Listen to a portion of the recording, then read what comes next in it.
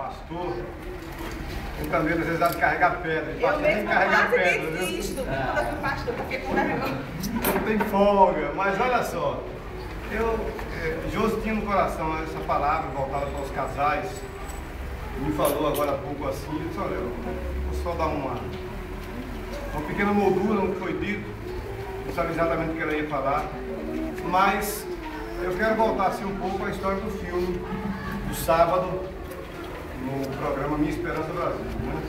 Aliás, lamentar aqueles que de repente não tiveram a oportunidade de participar, de ter esse momento, que eu acho que é um momento singular da igreja, de modo geral. E o filme, nós tínhamos pessoas aqui em casa que ficaram muito emocionadas, né, com toda a história, porque no final a gente discutiu um pouquinho aquilo que vimos ali. E eu achei interessante que tinha um rapaz que estava conosco, trabalhando na padaria, e esses dias eu encontrei com ele. Aí ele disse, olha, por causa do filme, ele tinha contado a história de alguém da família que tem esse mal de Alzheimer, né?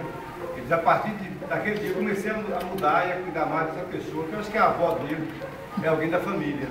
Mas o fato é que o filme traz assim um exemplo realmente de conduta que a gente deve ter com relação à família, com relação à esposa, né?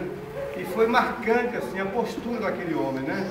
Daquele esposo, nas suas contradições humanas, nas suas dificuldades de compreensão de algumas coisas, mas ao mesmo tempo assim, da fé que ele alimentava, né? Da não desistência, apesar do próprio irmão insinuar, dizer coisas, olha, tem lugares, tem abrigos, tem locais que você pode deixar sua mulher, pessoas preparadas para cuidarem dela e tal, mas ele estava ali do lado, e Deus assim nos mostrou como a declaração, quando a gente está no altar, de que na alegria e na tristeza, na saúde e na doença, é importante você levar a sério, não é? Não é um ritual meramente aparente, é uma coisa para se viver literalmente.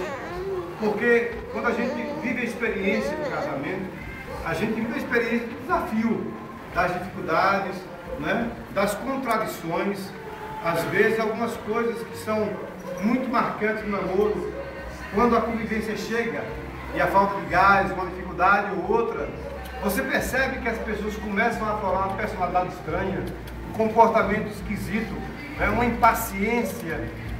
Então todas essas coisas se manifestam muitas vezes no convívio do lar. Mas como é bom quando Jesus de fato está conosco, né? Quando de fato essa declaração dita no altar repercute no desejo íntimo de cada um de nós. E a gente passa a compreender mais, a suportar mais, a esperar mais, e na hora da doença, a estar do lado literalmente, né? Aquele homem deu um exemplo assim tremendo, marcante para as nossas vidas. Quando ele fala para ela ali, ela não compreendia, ela não entendia, ela estava vivendo aquela situação de perda de memória, e ele falava assim da dedicação, do compromisso que tinha, abriu mão do seu trabalho, da sua honra enquanto grande empresário, grande empreendedor, para servir e para cuidar aquela que ele um dia disse no altar que estaria com ela na alegria e na tristeza, né, na saúde e na doença. A tal ponto que aquele moço que era de fato um anjo ali, aquele Alexander, aquele homem que estava do lado dele, né, ter a oportunidade de dar uma palavra cativadora e transformadora para o irmão dele, que vivia o bom vivant, inconsequente, o Dom Juan, irresponsável, mas chega um momento que ele percebe que havia um grande vazio, que era o irmão desse moço que tinha esposa com mal de Alzheimer. E ali ele, de certo modo, disse, o que é necessário para que minha vida seja transformada, que esse vazio saia da minha vida. De alguma maneira ele expressou a sua grande necessidade, e aquele homem tão amoroso, tão gentil, disse para ele, falou para ele acerca de Jesus. Então assim, foi marcante o exemplo da família, né? A filha vendo o testemunho do pai, o filho, quando o pai em algum momento disse para ele, olha, eu não pude dedicar tanto tempo da minha vida a você, e ele disse para o pai, meu pai, o seu testemunho, o seu exemplo, já foi suficiente para que eu pudesse realmente saber como tratar uma mulher, como viver uma família.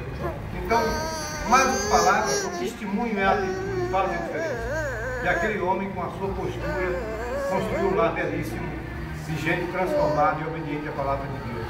Eu acho que a gente precisa viver o Evangelho dessa forma. O evangelho que não tem a máscara, o evangelho que não tem nenhum tipo de carapuça de acusar o outro, né? Mas que o casal, muito pelo contrário, um se auxilia junto ao outro, um estende a mão, um compreende o outro, e aí os dois se unindo e tendo Cristo Jesus sempre presente, a gente sempre realmente consegue ir adiante, consegue perceber que há um vinho novo nos esperando, que é um momento especial, no meio da história, não acabou, não perdeu a graça, não perdeu o sentido, é possível reiniciar, é possível recomeçar, no meio da dor ou não, mas é possível sempre, ao lado daquela que você escolheu, ao lado daquele que você escolheu, perceber que Jesus está presente, pronto para lhe abençoar e para dar um vinho novo e para levar seu coração numa caminhada desafiadora, que é essa caminhada conjugal.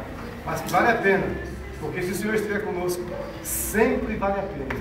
E nós somos felizes, irmãos, porque Deus tem feito o melhor pelas nossas vidas. A experiência que nós temos tido assim é uma experiência fabulosa, especial, com os filhos que temos, com a trajetória que abraçamos. Deus tem nos abençoado. Enfrentamos tantos desafios, mas o Senhor tem assim enchido de fato e feito transbordar com um vinho novo a nossa caminhada. E o conselho para cada um é que não desista, não canse, não renuncie. É sempre possível recomeçar na presença do Senhor. Deus abençoe. Eu quero de imediato passar o peso ao pastor Antônio.